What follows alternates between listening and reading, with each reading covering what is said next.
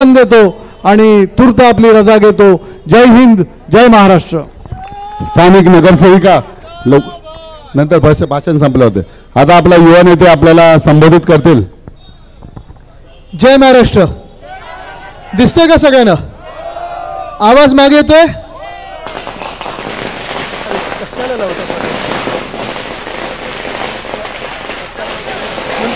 फटाके बंद करा।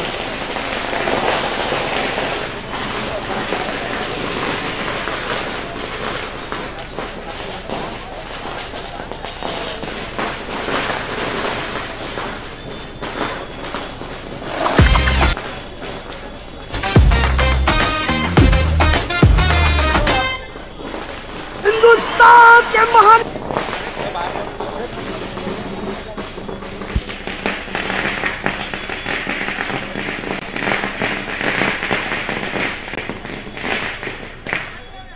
चार जून साठी थोडे फटाके ठेवा।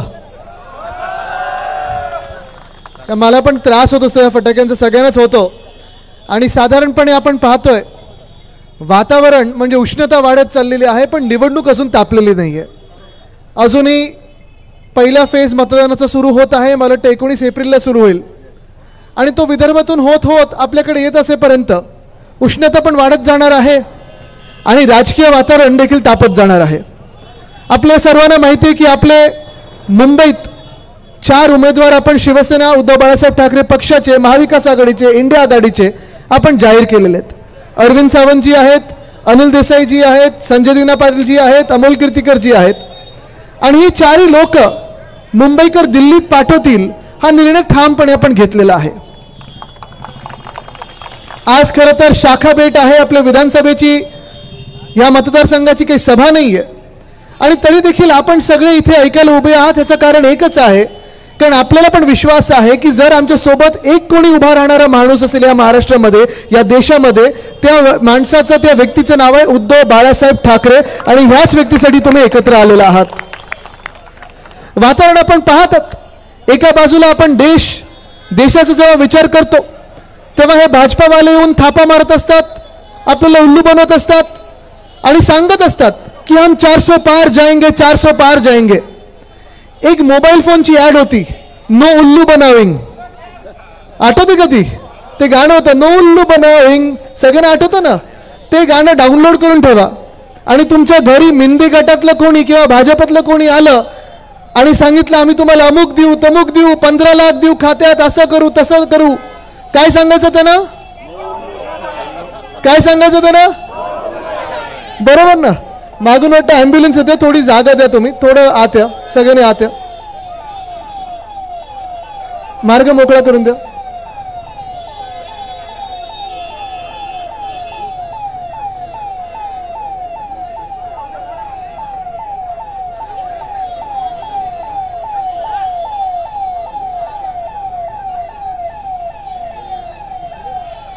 ठीक आहे, चांगलं झालं, थँक्यू। हे गाणं जे आहे हे तुम्ही डाउनलोड करून ठेवायचं आणि तुम्ही सांगायचं त्यांना। पुढे जरा थोडं ट्रॅफिक झालंय, थोडं जाऊ दे त्यांना। हा,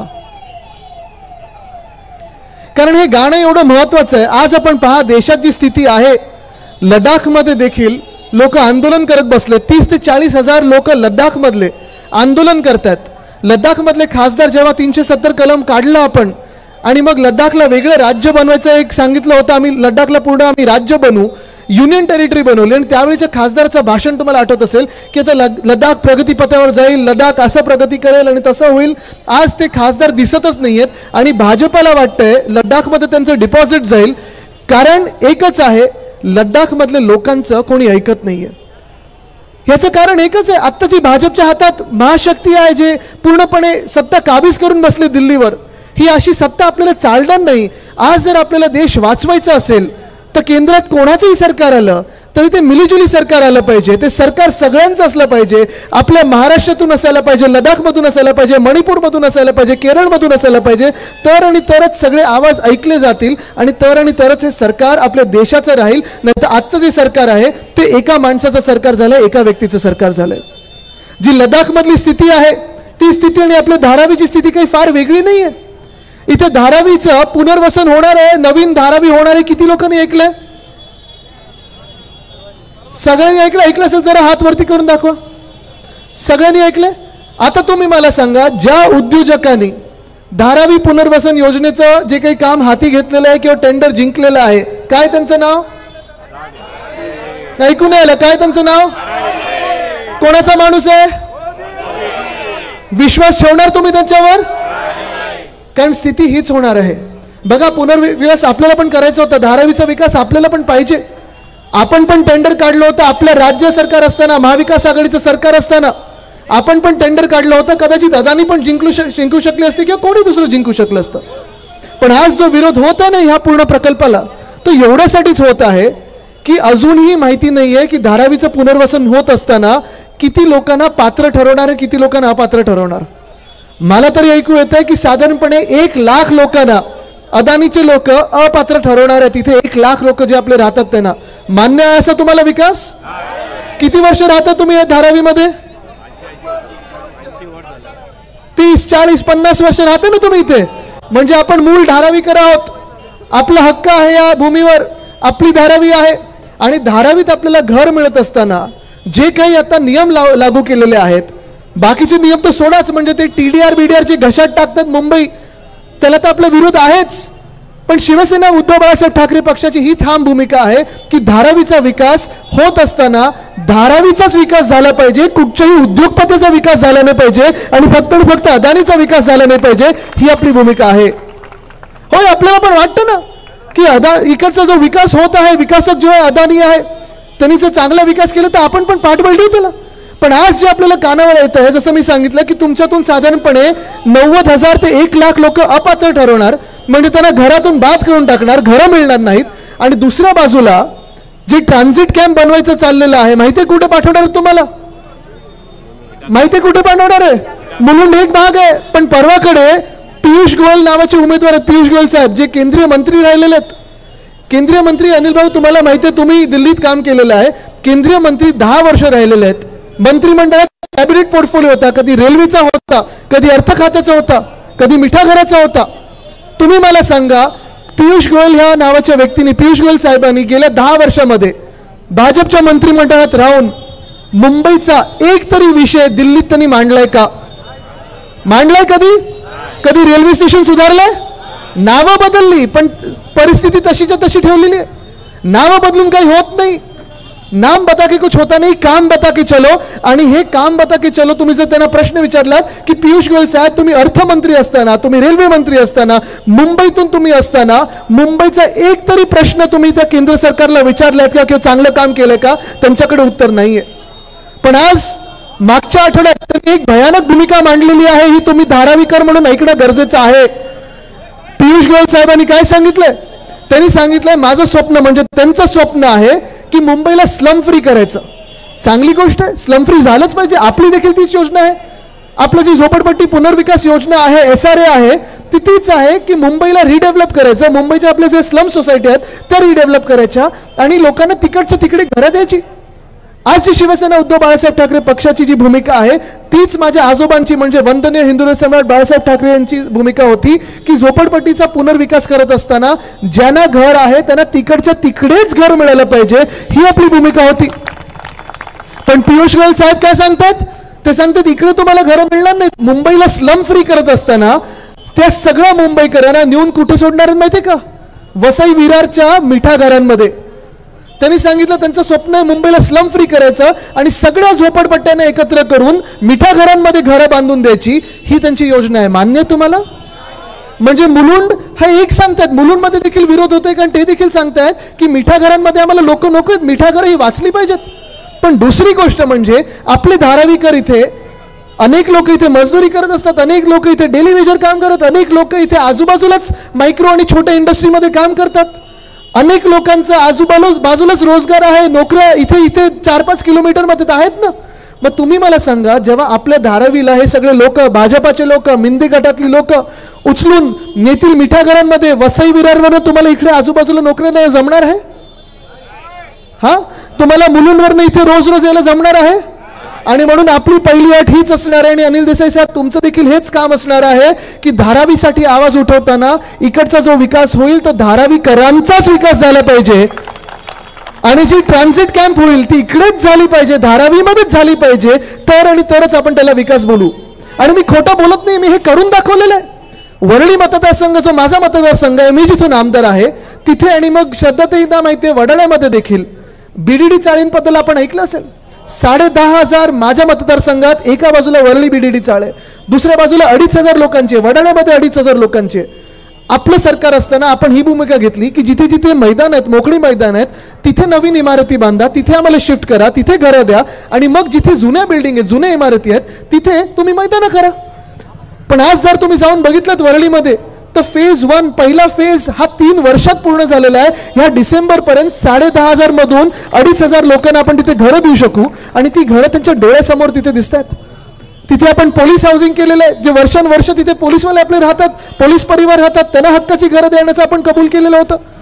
जिथे अनेक वर्ष आपले वरळीकर राहतात तिने देतो आपण घरं. आणि तसंच धारावीचा देखील विकास जो आहे तो इकडच्या इकडे झाला पाहिजे. तुमची घरं तुमच्या डोळ्यासमोर बांधली गेली पाहिजेत. तुम्हाला मुलुंडमध्ये किंवा वसई विरारला पाठवून आपण करू शकत नाही. पण वसई विरार असेल, मुलुंड असेल, 17 वर्ष असेल, 20 वर्ष असेल, ट्रान्झिट कॅम्पमध्ये राहणं, जवळपास एक पिढीचं आयुष्य तिथे निघून जातं. आपण जर पाहिलं असेल या भाजपवाल्यांनी या देशात केवढे तरी जुमले देऊन ठेवले आहेत, सांगून ठेवलेले आहेत. 2014 पासून जर तुम्ही विचार केलात तर प्रत्येकाच्या खात्यात 15 लाख येणार होतं. 10 वर्ष होऊन गेली, आले कोणाच्या खात्यात 15 लाख? आलेत? नाही आलेत. जाऊ दे, आले कोणाच्या खात्यात? नाही आले. 2014 मध्ये असो, 2019 मध्ये होतो, सांगितलं होतं महागाई कमी होणार. गॅसची किंमत काय आज? 14ला किती होती? डिझेलची किंमत काय आज? 14ला काय होती? तेव्हा लायसन्स नव्हतं आपल्याकडे. पेट्रोल आणि 2014ला किती होती? म्हणून आज तुम्ही विचार करणं गरजेचं आहे. कारण आज जर आपण हा विचार केला नाही तर देशात आपण, तुम्हाला सांगतो, एक वेगळी लाट निर्माण होत आहे.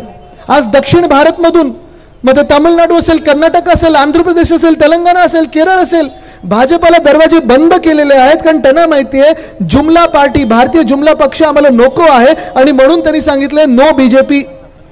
तसंच उत्तर भारतमध्ये जसं मी सांगितलं, बिहारमध्ये माझ्याच वयाचे तेजस्वी यादव आहेत, ते पण लढत आहेत. त्यांच्या देखील पाठीत खंजीर खुपसला गेला, त्यांच्याच काकांनी म्हणजे नितीश कुमारजींनी खुपसलं. पण आज तिथे पण आपण चित्र बघतोय, तिथे पण बदललेलं आहे. तिथे देखील बिहारमध्ये तेजस्वी यादव यांच्या जास्तीत जास्त सीट येणार आहेत, काँग्रेसच्या देखील जास्ती सीट येणार आहेत. आपण जर पाहिलं झारखंड मुक्ती मोर्चाचे हेमंत सोरेन जी आहेत त्यांना देखील अटक केलेली आहे. अरविंद केजरीवालजींना अटक केलेली आहे. कशासाठी अटक केली आहे? कारण विरोधी पक्षात आहेत म्हणून अटक केलेली आहे. आज मी तुम्हाला सांगतोय, आज इशारा नाही तरी देखील तुमचे डोळे उघडत आहे, धारावीकरांचे डोळे उघडत आहे. मध्यंतरीच्या काळात मी ऐकत होतो तुमच्या सह्यांसाठी, तुमच्या अग्रीमेंटसाठी गुंड वगैरे पाठवत होते, गल्लोगल्लीत गुंड पाठवत होते, कोण पैसे देत होते, कोणी धमकी देत होतं. आणि आज तुम्हाला सांगतोय, जसं आज राजकारणी लोकांच्या घरी, आज विरोधी पक्षाच्या घरी ईडी, आयटी, सीबीआय येत आहे, उद्या ह्यांचं सरकार जर केंद्र सरकार बसलं तर तुमच्या घरी धारावीमध्ये तुमच्याकडून सह्या घेण्यासाठी, तुम्हाला फोर्स करण्यासाठी हे तुमच्या घरी देखील ईडी, आयटी, सीबीआय पाठवणार. मान्य कराल असं सरकार?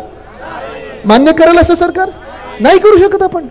आणि हेच मी तुम्हाला सांगत आलेलो आहे की एका बाजूला आपण पाहतोय हे सरकार जे आहे, इलेक्टोरल बॉन्डचा जो स्कॅम आलेला आहे, चंदा लो धंदा लो, चंदा लो धंदा दो, हे सगळं होत असताना दुसऱ्या बाजूला एकच स्वतःचे उद्योगपती त्यांना पुढे आणायचा. विकास हा देशाचा झाला नाही, विकास आपल्या धारावीचा होत नाहीये. आणि आज मी तुम्हाला पोटतिडकीने एवढ्यासाठीच सांगत आहे, धारावीत मुद्दामून सांगत आहे, कारण उद्धव बाळासाहेब ठाकरे ही जी व्यक्ती आहे, उद्धव साहेबांपेक्षा धारावीवर दुसरं कोणाचं प्रेम नाहीच आहे, हे आज मी दावा करून सांगू शकतो.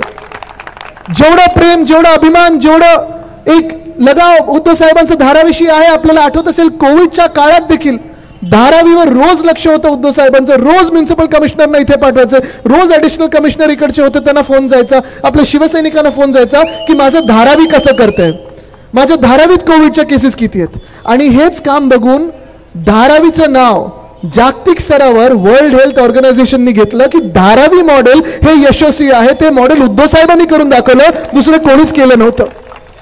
आणि म्हणून आज मी सगळं आपल्या आजी माजी पदाधिकाऱ्यांना सांगत आहे की ही जी लढाई आहे, देशात संविधानासाठी लढाई आहे, देशाची लढाई लोकशाहीसाठी आहे, देशाची लढाई हुकुमशाहीच्या विरुद्ध आहे. पण धारावीमध्ये ही लढाई जी आहे ही धारावीकरांसाठी आहे, आपल्या मुंबईकरांसाठी आहे आणि मूळ धारावीसाठी आहे. आज जर तुम्ही शांत बसलात तर तुम्ही अदानी बरोबर सेटल झालात, ही भूमिका आहे. आणि जर तुम्ही रस्त्यावर शिवसेना उद्धव बाळासाहेब ठाकरे पक्षासोबत असाल तर तुम्ही धारावीकरांसोबत आहे, ही भूमिका आपल्याला घेऊन पुढे चालायला लागेल.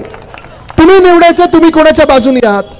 तुम्ही मिठा घरांमध्ये झोपडपट्टी पाठवणार त्यांच्या बाजूने उभे राहणार की तुम्ही शिवसेना उद्धव बाळासाहेब ठाकरे आपल्या लोकांबरोबर उभे राहणार, जे आपल्या इथे गल्लीत राहून आपला विकास करणार त्यासोबत उभे राहणार. कोणासोबत राहणार तुम्ही? कारण आज मी बघतोय समोरून जे उमेदवार आहेत मिंदे पक्षाचे, तर तुम्हाला पण माहिती आहे कसं काय आहे.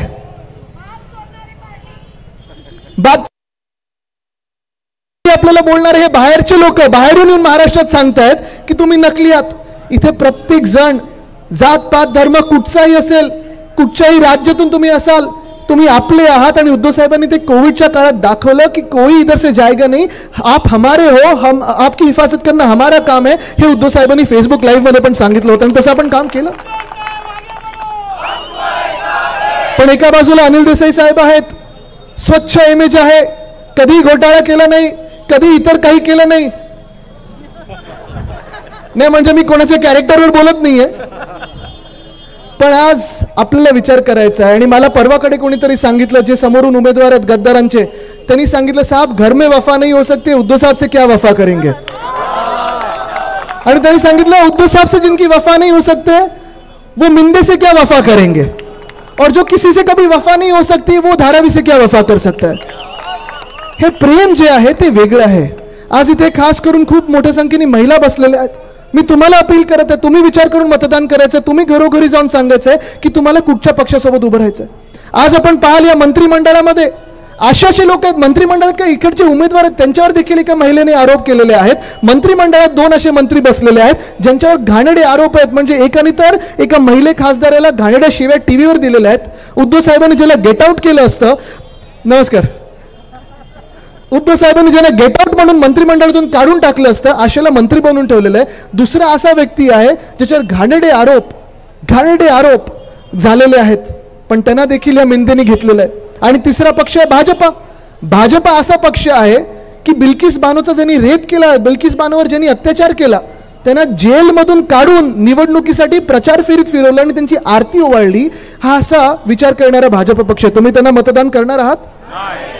आपली जी संस्कृती आहे, वंदनीय हिंदू सम्राट बाळासाहेब ठाकरेंनी जी आपल्याला संस्कृती दिलेली आहे, जो धर्म आपल्याला सांगितलेला आहे, जे कानमंत्र आपल्याला सांगितलेलं आहे की बिल्किस बानोवर कोणी रेप करणार असो, त्या बिल्किस बानोचा जात पात धर्म काही असेल, ज्यांनी रेप केला त्याला फासावरच चढवलं पाहिजे. ही भूमिका शिवसेना उद्धव बाळासाहेब ठाकरे पक्षाची. आपलं जेव्हा महाविकास आघाडी सरकार होतं, उद्योग क्षेत्र असेल, कृषी क्षेत्र असेल, मुंबई असेल, आपण पूर्ण एका वेगळ्या वेगाने पुढे नेत होतो. आज आपण पाहतोय सगळीकडे अंधकार पसरलेला आहे, अंधार पसरलेला आहे. आणि त्या अंधारात जर परिवर्तन आणायचं असेल, जसं केंद्रात परिवर्तन येणार म्हणजे येणार, केंद्रात पण आपलंच सरकार बसणार आहे, हा विश्वास मला जो बसलेला आहे, ते परिवर्तन आपल्या धारावीतून सुरू होणार आहे.